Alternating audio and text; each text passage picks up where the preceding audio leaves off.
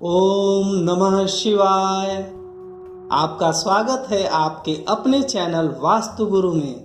आज के एपिसोड में मैं 12 ज्योतिर्लिंगों में से एक केदारेश्वर ज्योतिर्लिंग के आविर्भाव की कथा तथा उनके महात्म्य के बारे में बताने जा रहा हूँ, जैसा कि शिव पुराण में बताया गया है। वर्तमान में यह ज्योतिर्लिंग उत्तराखंड राज्य के रुद्रप्रयाग जिले में स्थित है। शिव पुराण में कहा गया है कि केदार तीर्थ में पहुंचकर वहां प्रेम पूर्वक केदारेश्वर की पूजा करके वहां का जल पी लेने के पश्चात मनुष्य का फिर जन्म नहीं होता, अर्थात यहाँ पर दर्शन पूजन करने से मोक्ष की प्राप्ति हो जाती है।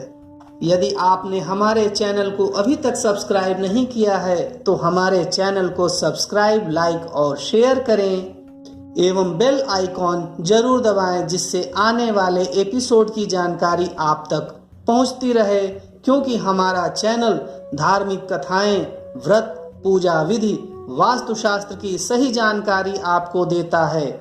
हम आपको वही जानकारी देते हैं जो कि प्रामाणिक हो। समस्त 12 ज्योतिर्लिंगों की कथा एवं महिमा का वर्णन भी हमारे चैनल पर उपलब्ध है। तो आइए सुनते हैं केदारेश्वर ज्योतिर्लिंग के आविर्भाव की कथा तथा उनके महात्म्य का वर्णन। सूत जी कहते हैं, ब्राह्मणों, भगवान विष्णु के जो नर नारायण नामक 2 अवतार हैं और भारतवर्ष के बदरिकाश्रम तीर्थ में तपस्या करते हैं, उन दोनों ने पार्थिव शिवलिंग बनाकर उसमें स्थित हो पूजा ग्रहण करने के लिए भगवान शंभु से प्रार्थना की। शिव जी भक्तों के अधीन होने के कारण प्रतिदिन उनके बनाए हुए पार्थिव लिंग में पूजित होने के लिए आया करते थे।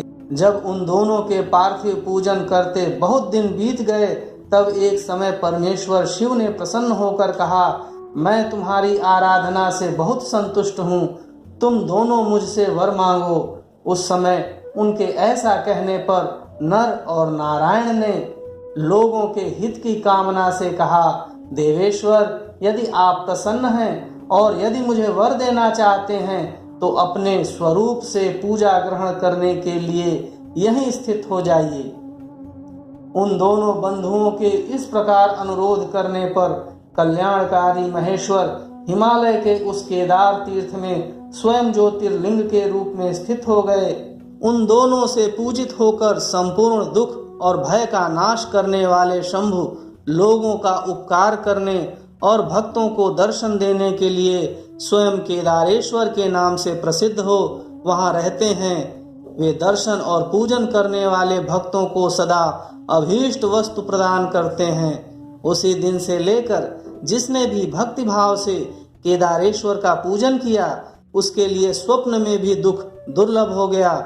जो भगवान शिव का प्रिय भक्त वहां शिवलिंग के निकट शिव के रूप से अंकित वलय, कंकड़ या कड़ा चढ़ाता है, वह उस वलय युक्त स्वरूप का दर्शन करके समस्त पापों से मुक्त हो जाता है, साथ ही जीवन मुक्त भी हो जाता है। जो बद्रीवन की यात्रा करता है उसे भी जीवन मुक्ति प्राप्त होती है। नर और नारायण के तथा केदारेश्वर शिव के रूप का दर्शन करके मनुष्य मोक्ष का भागी होता है, इसमें संशय नहीं है। केदारेश्वर में भक्ति रखने वाले जो पुरुष वहां की यात्रा आरंभ करके उनके पास तक पहुंचने के पहले मार्ग में ही मर जाते हैं, वे भी मोक्ष पा जाते हैं। इसमें विचार करने की आवश्यकता नहीं है। इस संदर्भ में एक श्लोक है, केदारेशस्य भक्ताये मार्गस्थास्तस्य वैमृताः तेपि मुक्ता भवन्त्येव नात्र कार्या विचारणा।